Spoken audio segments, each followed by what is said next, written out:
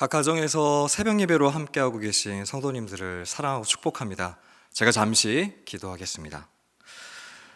주의 말씀을 조용히 읊조리려고 내가 새벽녘에 눈을 떴나이다. 살아계신 하나님 감사합니다. 주의 말씀을 사모함으로 이 새벽에 눈을 떴습니다. 새벽에 도우시는 하나님을 경험하게 하시고 기가 막힌 하나님의 그 은혜와 섭리를 깨닫는 시간 되게 하여 주시옵소서. 살아계신 예수님의 이름으로 기도합니다. 아멘. 오늘 매일 성경 본문은 시편 20편 1절에서 9절까지의 말씀입니다.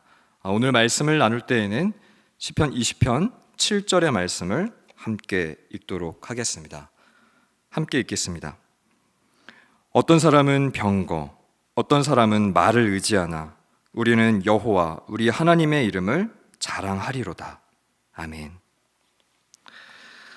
왕의 기도라는 제목으로 함께 말씀 나누겠습니다. 오늘 이 본문에는 우리가 붙잡고 늘어져야 할 중요한 약속 하나가 나옵니다. 바로 환난 날에 응답해 주시겠다는 하나님의 약속입니다. 우리는 무슨 일이 있어도 이 약속을 붙잡고 늘어져야 합니다. 여기서 이 환난 날, 이때는 어느 때일까요? 환난의 때는 중요한 결정을 내려야 하거나 또 위기에 빠진 때입니다. 제가 20대 중반에 그 집에서 한번 민사소송을 진행했던 적이 있습니다. 어머니께서 지하에 작은 식당 하나를 운영하셨는데 이 건물주가 바뀌면서 터무니없는 임대료를 요구한 겁니다. 저희가 거절하자 에이전트를 통해서 온갖 협박과 또 회유가 있었습니다. 식사하는 영업시간에 계단에서 이렇게 막 분진가루를 날리기도 하고, 그리고 가장 황당했던 일은 주말을 지나고 왔는데 간판이 기습적으로 철거를 당했습니다. 건물주의 갑질과 횡포에 맞서서 어린 나이였지만 변호사를 선임하고 제가 할 수 있는 모든 조치를 다 취했습니다. 저에게 그 25살의 세상과 법정은 굉장히 차가웠던 기억이 납니다. 당시에 제가 신대원 1학년 재학 중이었는데요, 참 많이 울었습니다. 하나님 앞에. 시간도 비용도 가족 모두 참 많이 지쳤습니다. 하나님께 원망도 많이 했습니다. 아마 이 환난의 때는 어느 누구에게나 찾아오는 시간입니다. 오늘 이 본문에 하나님께서는 이 환난의 때 우리에게 응답하시겠다고 약속하셨습니다. 그리고 응답하시는 하나님을 어떻게 소개하고 있나요? 2절에 보면 야곱의 하나님이라고 소개하고 있습니다. 야곱은 우리가 아는 것처럼 하나님 앞에서 은혜 받을 자격도 없고 내세울 것도 없는 인생이었습니다. 형 에서를 속인 다음에 도망칠 때는 완전히 다 빈털털이었습니다. 하나님은 이렇게 아무것도 없는 도망자 야곱을 만나주시고 하란에서 20년간 그 종살이 하면서 라반의 속임수와 변덕 가운데서도 야곱을 참 많이 지켜주셨습니다. 또 에서가 야곱을 죽이려고 쫓아올 때에도 그 에서의 마음을 사랑으로 변화시켜 주셨습니다. 한평생 많은 위기 중에 야곱을 하나님은 끝까지 지켜주셨습니다. 저는 우리의 연약함과 부족함을 다 감추어 주시는 야곱의 하나님이어서 저는 오늘 이 본문을 묵상하면서 참 많이 감사했습니다. 그리고 그 야곱의 하나님이 우리를 높이 들어주신다라고 약속합니다. 여기서 높이 드시다라고 하는 이 표현은 남들이 손대지 못하도록 높이 드신다는 뜻도 있고, 마치 승리한 다음에 행가래를 이렇게 높이 쳐주지 않습니까? 하나님 앞에 잘한 것도 자랑할 것도 없는 우리를 하나님은 높이 드신다는 것입니다. 그리고 2절에 이렇게 약속을 해주십니다. 이 성소에서 너를 도와주시고 시온에서 너를 붙드시며. 하나님께서는 성소에서 그리고 시온에서 우리를 붙들어 주신대요. 성소 시온은 하나님께 예배드리는 장소입니다. 거기서 하나님이 우리를 붙들어 주시겠다 약속해 주시는 겁니다. 돈 있고 힘 있는 사람이 우리를 지지해 주는 것도 힘이 나잖아요. 그런데 하나님이 우리의 인생을 붙들어 주신다. 저는 이 약속의 말씀이 너무 든든합니다. 내가 아무리 손을 놓고 하나님을 외면해도 주님 손은 우리를 붙잡고 우리를 포기하지 않으신다. 이것만큼 위로가 되는 말씀이 어디 있겠습니까? 코로나로 몸과 마음이 지쳐있고 또 미래에 대한 두려움으로 답답해서 소리조차 나오지 않을 때 가슴이 먹먹해지는 그 순간 성소에서 시온에서 드리는 그 예배를 하나님은 기억하신다는 겁니다. 억울하고 압박감에 가슴이 두근거리고 그럼에도 불구하고 그 삶의 자리에서 엎드리는 저와 여러분의 예배를 하나님 기억하신다는 거예요. 3절이 그 말씀 아닙니까? 내 모든 소재를 기억하시며 내 번제를 받아주시기를 원하노라. 이 예배 중에 아마 시인은 마음과 생각이 바뀌었던 것 같습니다. 절망과 두려움에서 하나님을 향한 기대와 소망으로 바뀌었던 것 같아요. 마음과 생각이 바뀐 시인에게는 새로운 소원이 부어지기 시작합니다. 그리고 그 새로운 소원을 부어주신 하나님께서는 또 한 번 이렇게 그의 마음 가운데 약속을 주십니다. 내 마음의 소원대로 허락하시고 내 모든 계획을 이루어 주시기를 원하노라. 이미 시인은 하나님의 마음에 합한 간구를 드리는 겁니다. 결혼, 자녀 양육, 학업, 성공.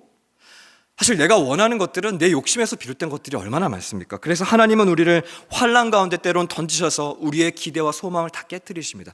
우리 안에 있는 철저한 자기 중심성과 나의 계획과 생각을 산산조각 내십니다. 우리가 그리고 있는 그림을 다 깨뜨리십니다. 오직 하나님만 바라보게 하시기 위해서. 그때 새로운 소원을 주시는데 이 소원의 내용은 조금 다릅니다. 내가 잘 살고 성공하는 그런 소원 아닙니다. 비로소 하나님의 나라가 보이고 하나님이 보이고 그 하나님 나라에서 내가 무엇을 해야 할지 깨닫게 되기 시작합니다. 하나님의 나라를 꿈꾸며 하나님의 일을 소원하는 자에게 부어주시는 하나님의 축복이 5절과 6절 아닙니까? 승리의 깃발과 성령의 기름 부으심을 주십니다. 이 성령의 기름 부으심은 그 쓰임받는 그 사람의 연약함과 허물과는 전혀 관련이 없습니다. 전적인 하나님의 주권과 택하심입니다. 반면에 하나님을 모르는 자들은 병거나 말을 의지합니다. 7절 말씀입니다. 어떤 사람은 병거, 어떤 사람은 말을 의지하나 우리는 여호와 우리 하나님의 이름을 자랑하리로다. 우리는 여호와 우리 하나님의 이름을 자랑하리로다. 인간의 눈으로 볼 때 병거와 말 얼마나 무섭고 매섭습니까? 그런 막강한 힘을 가진 자들 앞에서 우리가 하나님의 이름을 자랑한다는 거 쉽지 않습니다. 불리한 싸움입니다. 맨손으로 사나운 사자를 상대한 일, 그런 일 아닙니까? 여기서 우리는 의심이 생깁니다. 저도 그렇습니다. 우리가 언제까지 이렇게 약한 입장에서 강한 자들과 싸워야 할까? 그 대답은 여전히 이렇게 싸우는 것이 좋겠다는 것입니다. 약해야 하나님만 의지하기 때문입니다. 정말 그래요? 돈이 있으면 돈을 의지합니다. 힘이 있으면 힘을 의지합니다. 그리고 그것으로 하나님의 일을 하려고 할 때가 참 많습니다. 이 말씀을 들을 때 마음에 불편한 분이 계실지도 모르겠습니다. 아니 무슨 전쟁 중인데 말과 병거를 의지해야지, 말도 안 된다. 아무리 하나님을 믿어도 그렇지.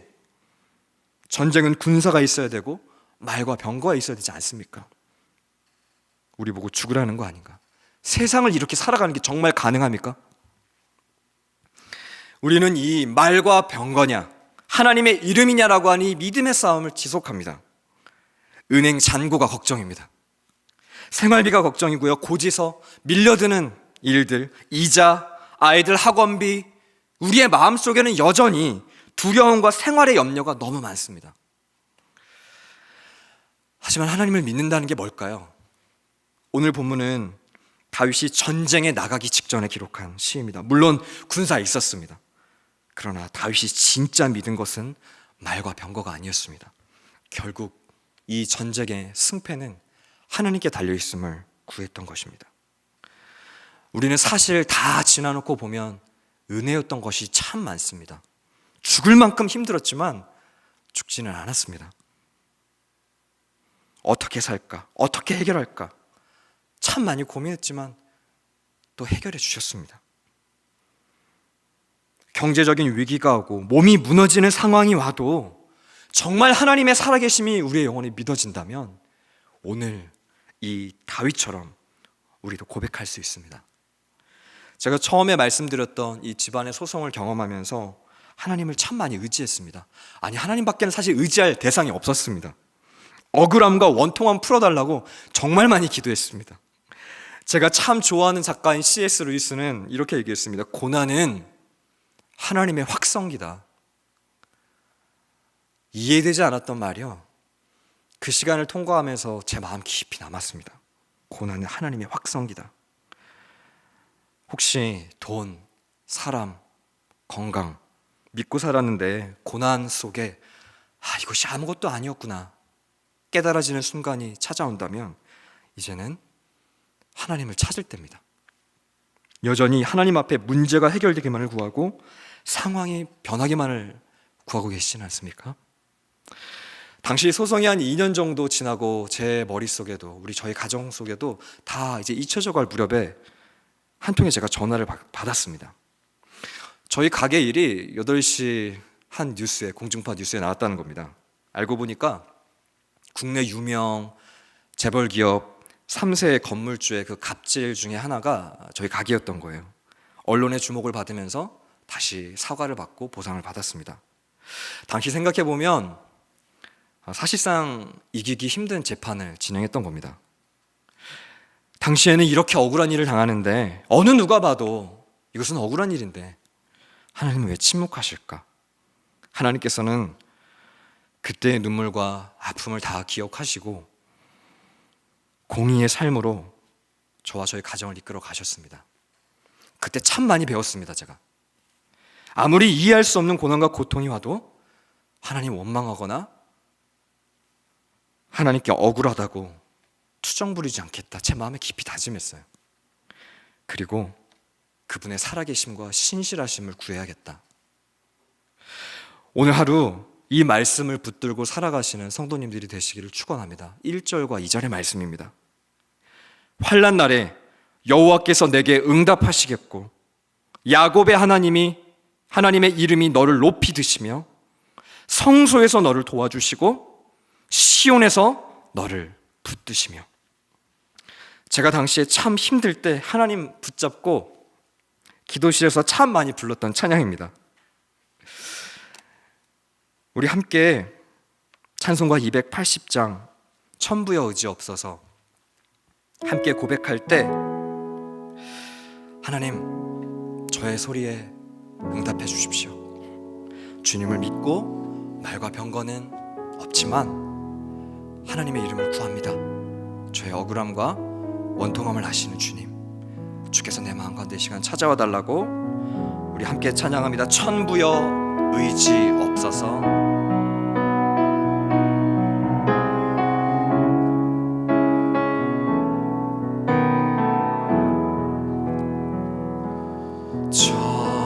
천부여 의지 없어서 손 들고 옵니다.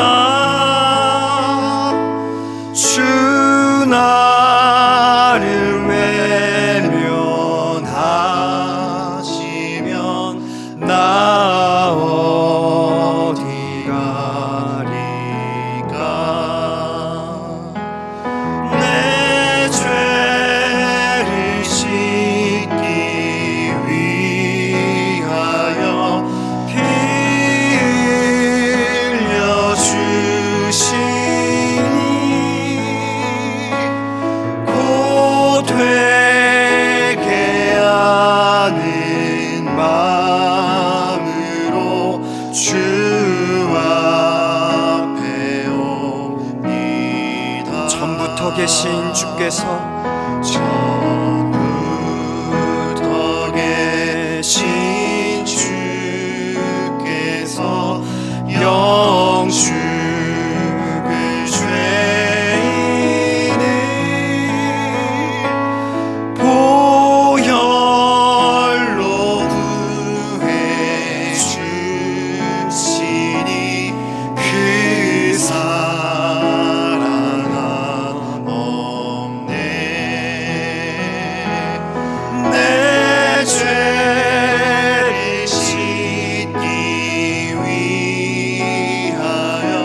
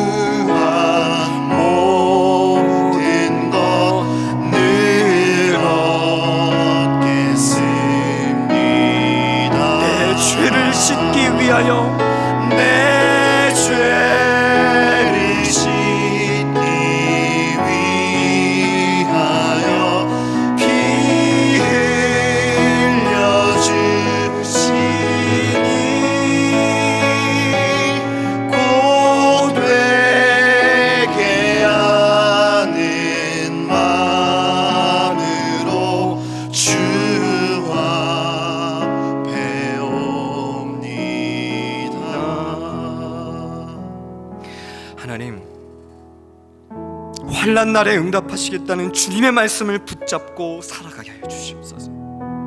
고난과 환난 중에 나를 외면하지 않으시고 건져내시는 야곱의 하나님을 경험하게 하여 주시옵소서. 억울하고 답답한 일이 있을 때 살아계신 하나님을 찾아 성소에서 예배하는 자가 되게 하여 주시옵소서. 비록 지금은 눈물의 예배를 드리지만 내 인생 한 소절 한 소절을 기억하고 살아계신 하나님만으로 위로와 회복을 경험하며 말과 병거를 의지하고 싶은 유혹이 밀려오지만 전쟁의 승리는 오직 하나님께 있음을 담대히 선포하고 믿음의 싸움을 하게 하여 주시옵소서. 시간 합심하여 함께 기도하며 나가겠습니다. 함께 기도합니다. 하나님 아버지, 그렇습니다. 환난 날에 응답하여 주시는 주님 말씀 붙잡고 살아가게 하여 주시옵소서.